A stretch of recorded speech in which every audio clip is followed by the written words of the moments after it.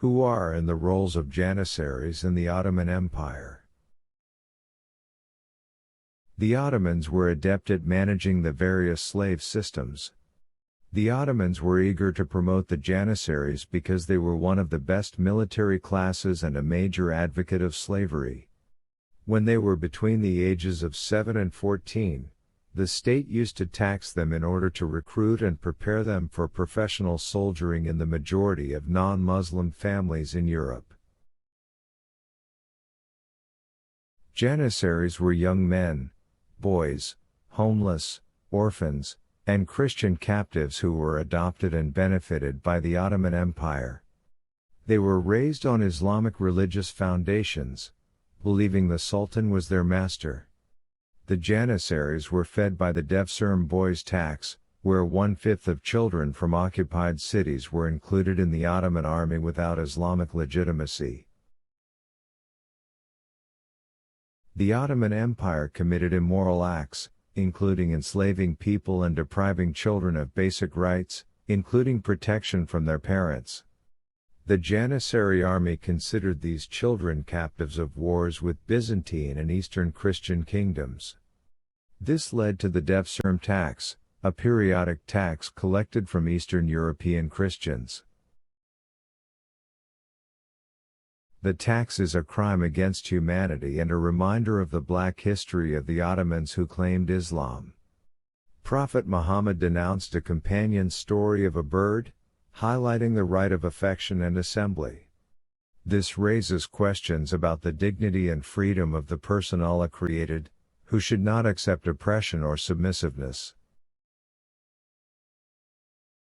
The Ottoman Empire adopted a system of castration against the Aghas, chiefs of servants, in the Sultan's palaces, despite Islamic Sharia's prohibition of castration. This illegal practice contradicted Islamic Sharia, as Prophet Muhammad stated there is no castration in Islam. The concept of castration in Ottoman society was a pernicious one, involving enslavement and oppression. If castration was the only crime, it would have been enough to convict the Ottomans of human rights violations and enslavement. The Ottomans ruled by conspiracy, brutality, and enslavement, with women being their primary targets. Their view of men and women reveals their complex internal issues. Castration was applied as a punishment to the Janissary soldiers, who deviated from military discipline, so if the abusive acts of the Janissary were repeated, they would be punished by law, and the eunuch judgment would be enforced.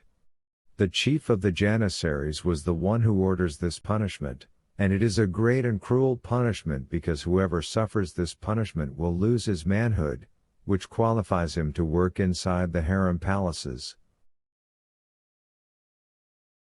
In the Ottoman Dark Ages, the feminist environment was filled with intrigue, with eunuchs living in royal harem palaces.